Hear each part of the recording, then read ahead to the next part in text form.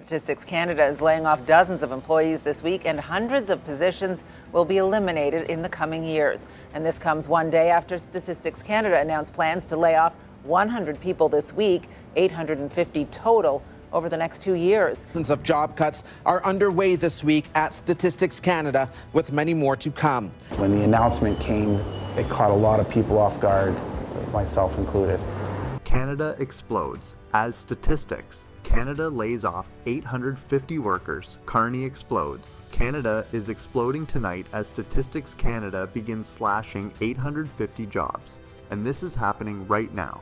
Ottawa is torching the very agency that tells us what the economy looks like, while thousands of families get shoved into anxiety, chaos, and financial survival mode. And the damage from this decision will crawl through markets, policy, housing, jobs, and public trust like poison. CTV News has learned layoffs are underway at a major government department as part of the Liberal government's plan to reduce the size of the public service. This story exploded out of Ottawa like a flashbang. CTV confirmed this as breaking news, revealing that layoffs are already ripping through Statistics Canada under a federal cost-cutting order tied to multi-billion-dollar savings targets. An internal memo to staff lays out the bloodbath in plain language. 850 jobs erased, 100 people hit immediately this week, and another 750 pushed out over the next 2 years. The chief statistician, André Loranger, says the federal organization's workforce needs to shrink by 850 positions over the next 2 years. Of those, around 100 will be affected immediately. Those employees will be notified this week. Executive positions will also be reduced by 12%. The memo orders a 12% purge of executive positions, meaning this agency is being sliced from the top down and hollowed from the inside out. Every worker will receive their fate within 2 weeks, turning thousands of homes into pressure chambers filled with anxiety, mortgage math, and silent panic. The memo was issued by the Chief Statistician of Canada himself, making this a federal-level decision, stamped, signed, and unleashed. 15 positions are planned to be eliminated. Officials say those are mostly expected to be nurses, frontline staff, and PSWs who help the 64 residents who live there. Managers have been instructed to deliver the news directly, meaning office floors have turned into holding cells where people refresh inboxes, stare at screens, and wait to see if their livelihood just vanished. Ottawa has ordered nearly every department to hunt down up to 15% in long-term savings, and Statistics Canada just became one of the first major bodies thrown onto the chopping block. The government is offering early retirement incentives and voluntary departure programs to some workers. The size of the department has grown in recent years. Instead of mass terminations that generate headlines and protests, Ottawa rolls out early retirement incentives and voluntary departure programs. They dangle buyouts in front of workers who are already terrified, already financially stretched, already wondering if staying means waiting for the axe. And all of a sudden, it's, how do I put food on the table? How do I pay my mortgage? How do I, clothe my kids? It's all of these questions, everything's coming at you at once, and you don't have any answers. People with mortgages, with kids in school, with aging parents, with medical bills, they don't wait around to find out if they're part of the 850. They take the offer and run, because uncertainty is its own form of violence. The government hits its numbers without mass firings and says, look, most of these were voluntary. But voluntary under threat is coercion with paperwork. Another 750 jobs over the next 2 years, and to reduce the number of executive positions by 12%.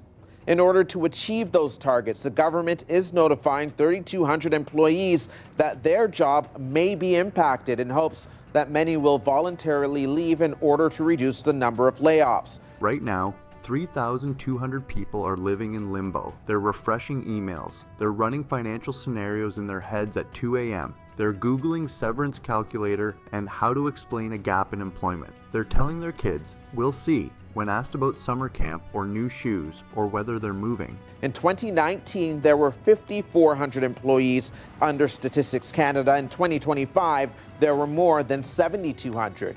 This is just one of several departments notifying employees of upcoming layoffs. Last summer, The federal government asked nearly all departments to find 15% in savings in the coming years. The agency becomes a ghost town before anyone's officially gone. Morale collapses. Productivity craters. Institutional knowledge walks out the door with everyone who takes early retirement, because those are the people with 20 years of experience. The ones who know how the systems actually work, who remember why certain protocols exist, who can spot errors before they become disasters. Firms the layoffs and says affected employees will be notified within the next 2 weeks, according to the memo.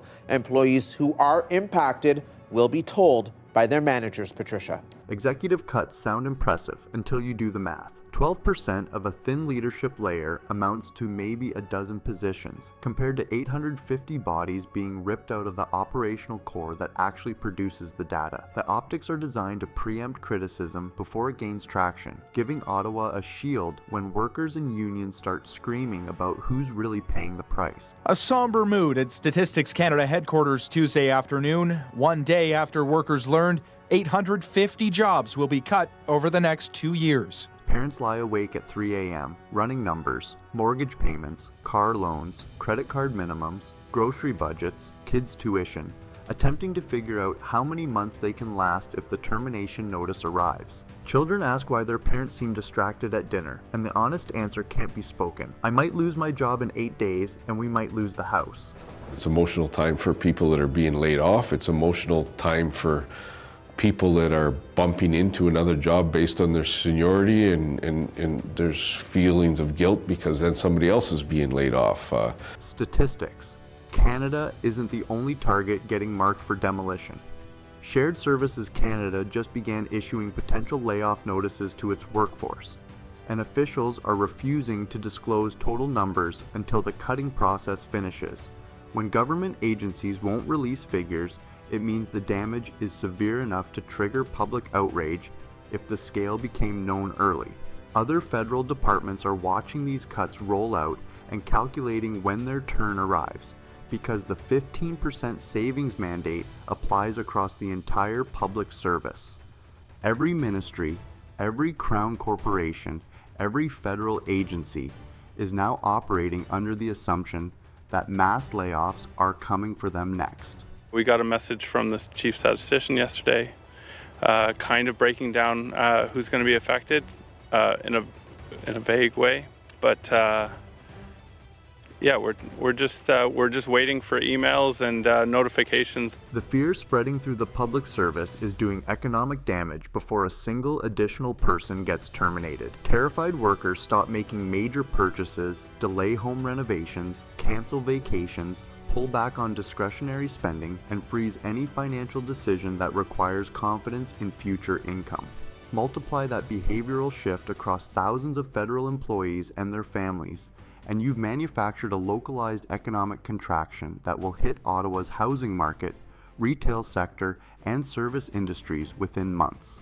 Is that service will decline. When they have less people to be able to examine that data, to secure that data, it frightens me that, how reliable is that data going to be? Statistics Canada isn't a back office administrative department that shuffles paperwork and processes forms.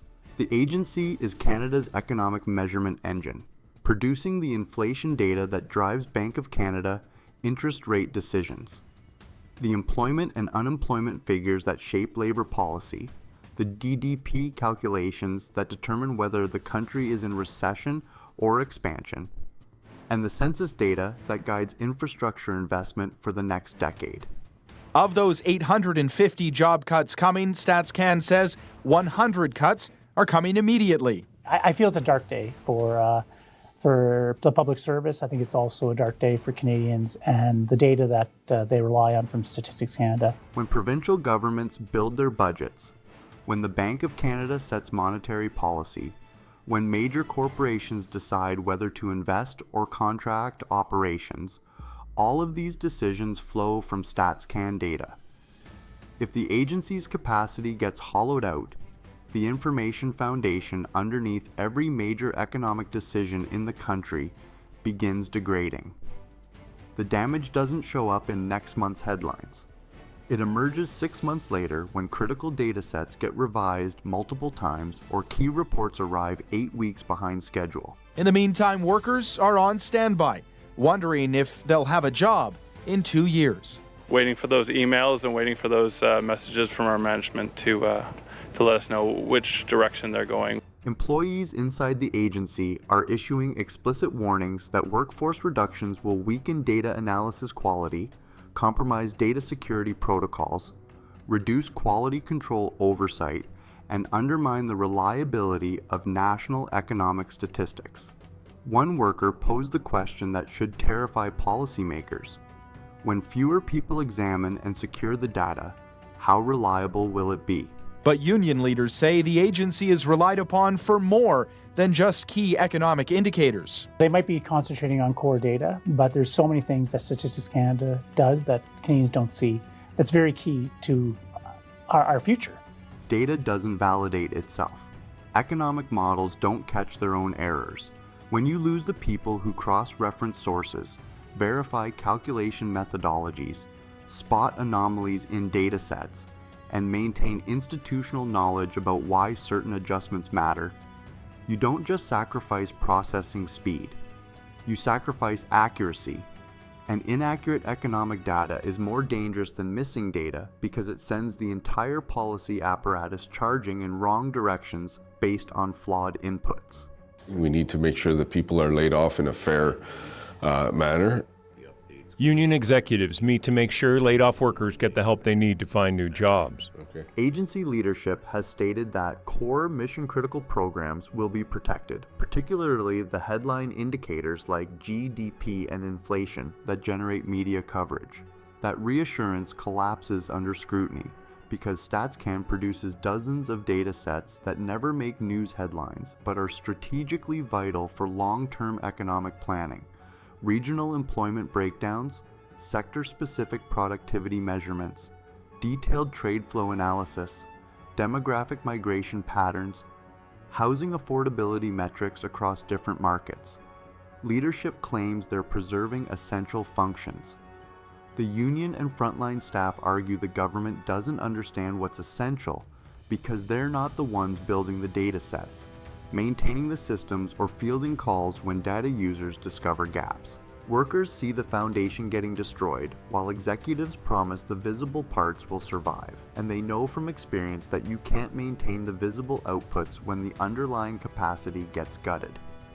It's the whole gamut of negative emotions for people trying to figure out how to move on with their life. The atmosphere inside Statistics Canada has turned somber, according to internal reports, with workers describing the situation as a dark day for the public service and a dark day for Canadians.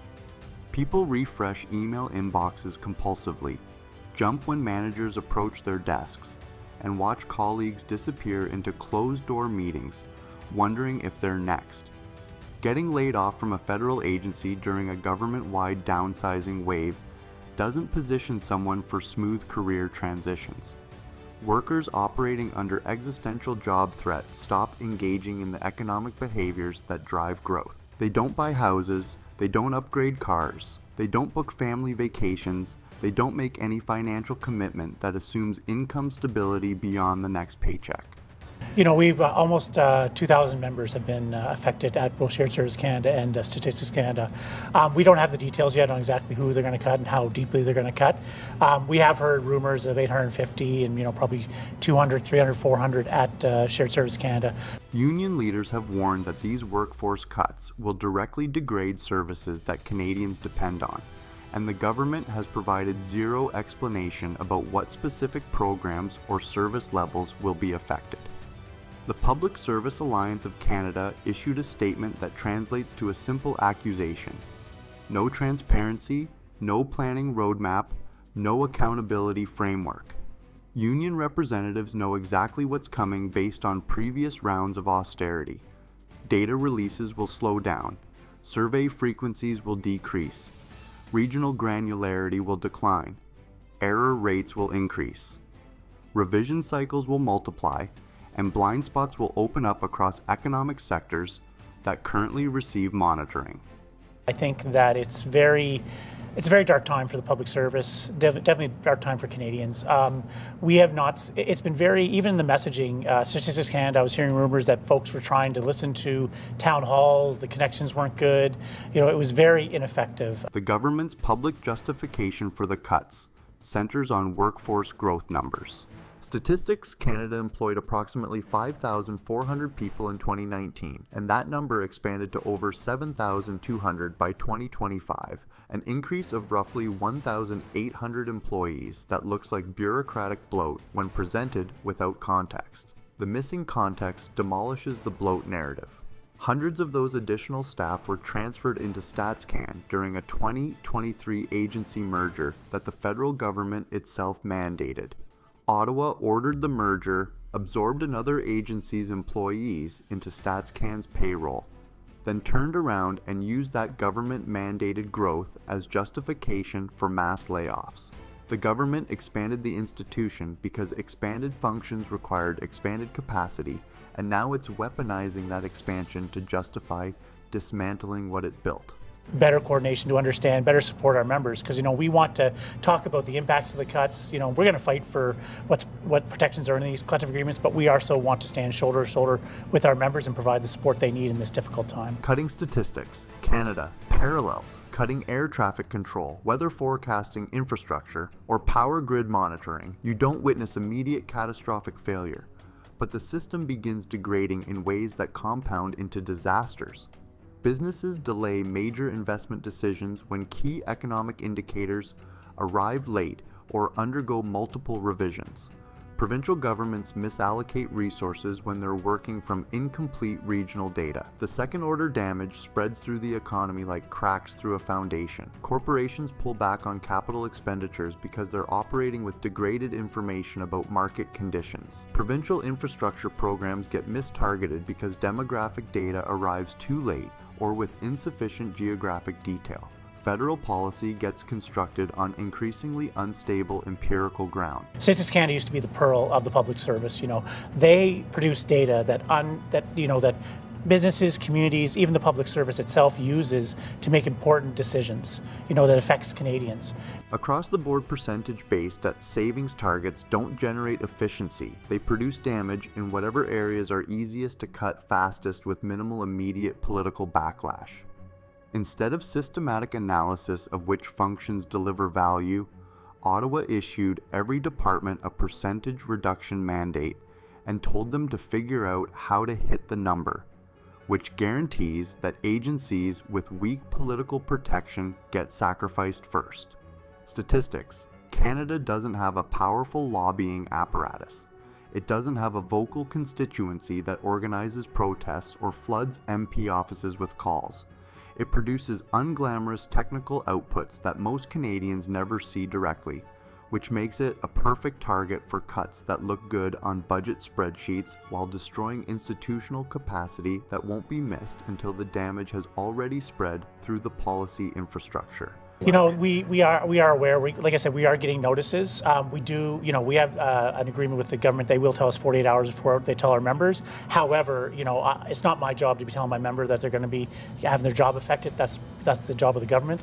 But we are being very proactive, and we are putting out to the media, to our members, exactly how they're going to be affected. And when we do get a notice, when they get affected, we do send them an email immediately what services we can provide to them and what supports they can get from us. Mark Carney's government is attempting to run contradictory fiscal strategies simultaneously. The Liberals have promised economic stimulus, infrastructure investment programs, and pro-growth policies on one track. On the parallel track, they're imposing 15% savings mandates across departments with no framework for prioritizing which cuts do the least damage. Maybe the failure? I failed at that. I failed at my job, but it wasn't me. I didn't fail. But you still own it as a person. I owned it. Very much I owned it, yes. Carney continues claiming fiscal discipline credentials while the federal government runs deficits in the tens of billions, which means core state capacity is being destroyed without achieving the budget balance that supposedly justifies the pain. The timing amplifies the economic damage. Business sentiment indicators are already weak. Firms are already announcing layoff plans, household spending is already contracting, and now the public sector is adding to the downturn instead of providing stabilization. The government keeps deploying the same destabilizing approach that wrecks lives because people have no time to retrain, find alternative employment, or make financial adjustments before the hammer drops.